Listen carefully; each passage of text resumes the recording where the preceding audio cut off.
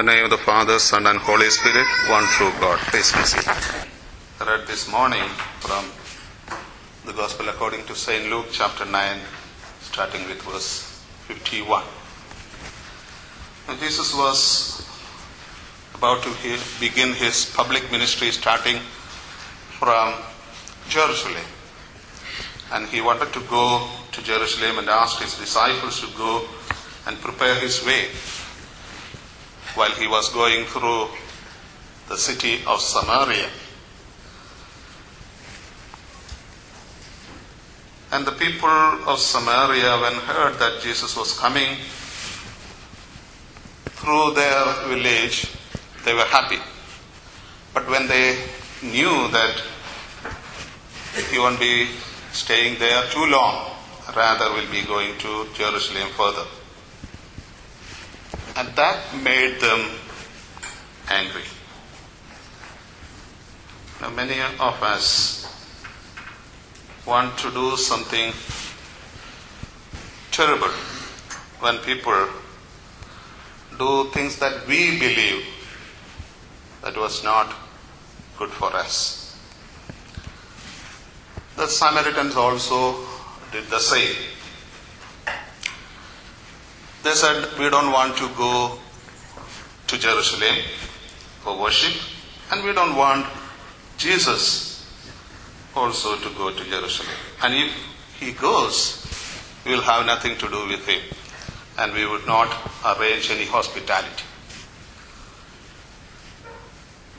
Of course, when we think of the Jewish community, we very well know that Jesus wanted to begin his ministry with them because he himself was a Jew, and also he wanted to correct the ways of the Jewish community and set them right so that they will become a blessing and a testimony before everyone.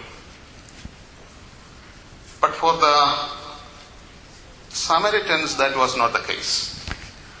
For them, Jews were not an acceptable community. And therefore, they did not want to do anything with them at all. And when they heard that Jesus was going to Jerusalem, to the Jewish community, they didn't want to welcome Jesus.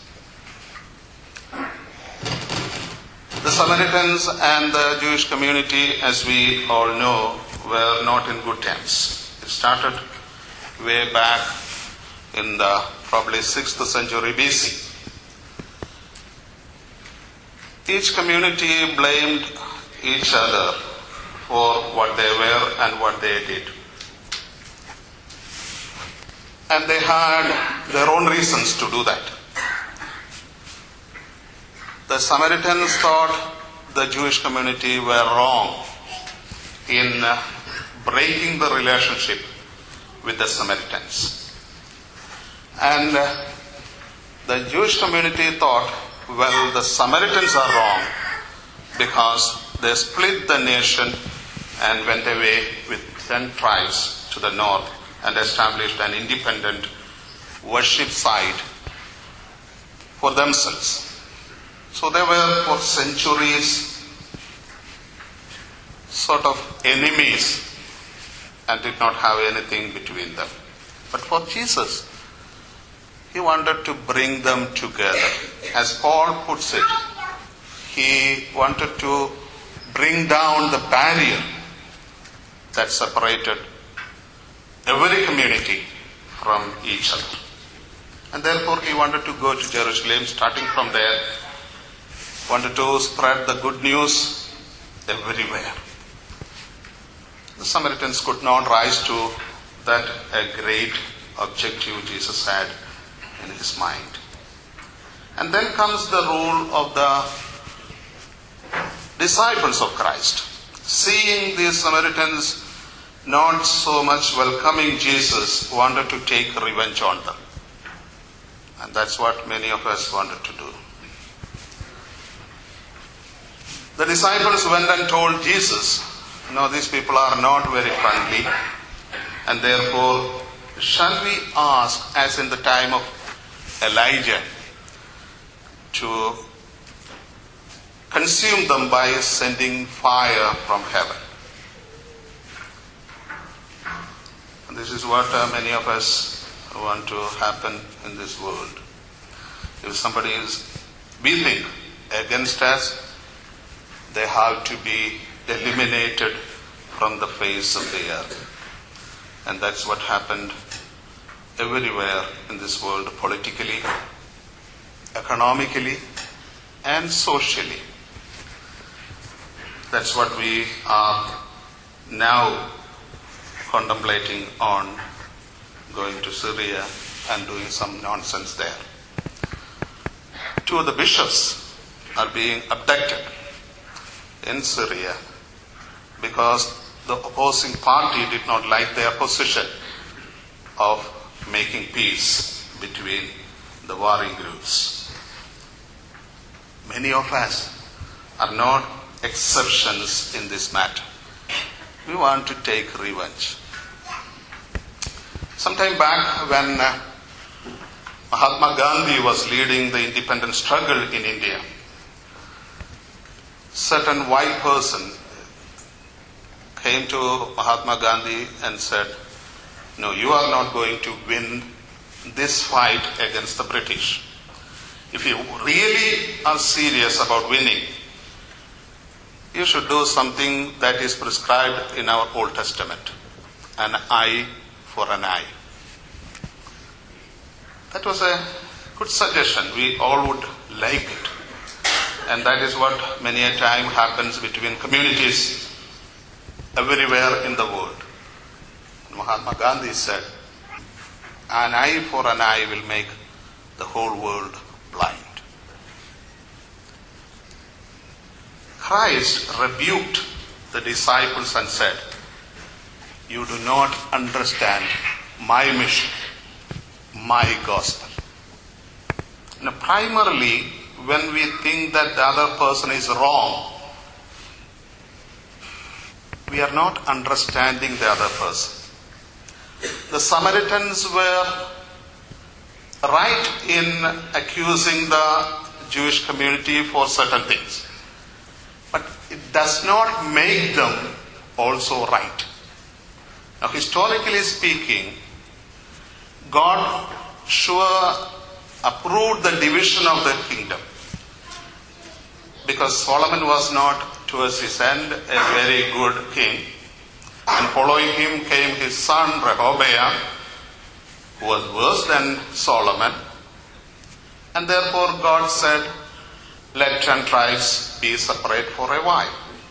But after Rehoboam, God wanted the whole Israel to be together.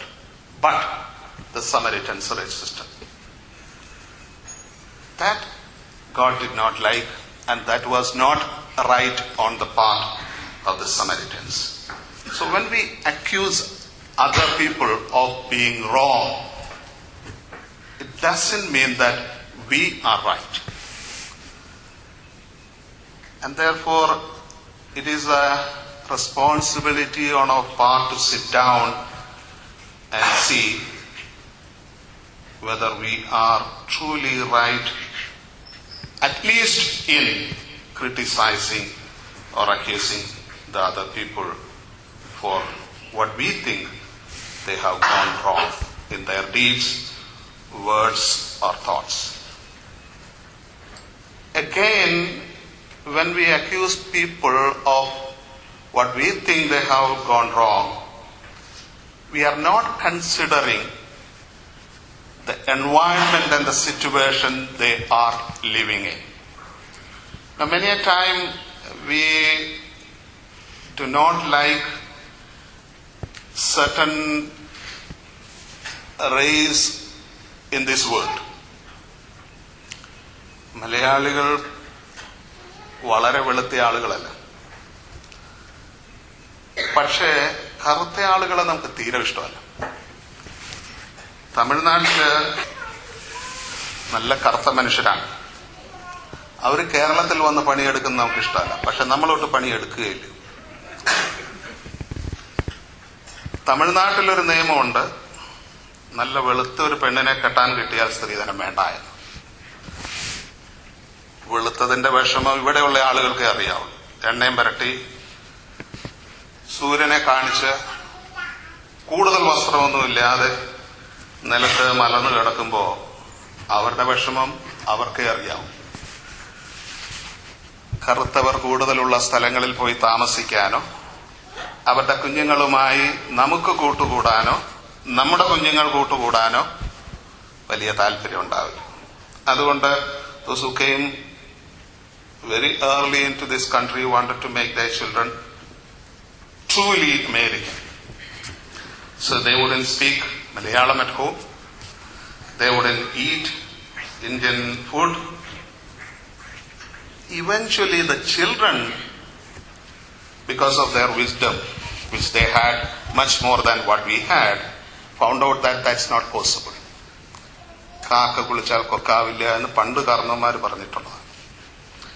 So they started calling themselves Mallus. And they started making email ID which is something equal to Malayalam words or Hindi words. They started enjoying Hindi music, Hindi dance, and also wearing saris like people of Maharashtra or Bengal. When we look at them, we don't learn from history what they were 50, 75 years back. Why are they like that? Because of the slavery they experienced. They were put in the periphery of the society and were not able to enjoy many of the fortunes that God provided humanity in this world. So we don't many times consider the environment and the context in which they live and grow up when we criticize them and try to find fault with them. Jesus accepted who they are at the time of his confrontation with them. That's what he did with the woman who was caught in adultery. Why was she like that? Because there were men to use her. If there was no men, she would not have fallen into sin. This is where the disciples went wrong. They did not consider why the Samaritans were against the Jews. Because Solomon taxed them too much. And after Solomon, when they went to Rehoboam and asked, "What is your policy?" he said, "I am going to multiply the burden my father laid upon you."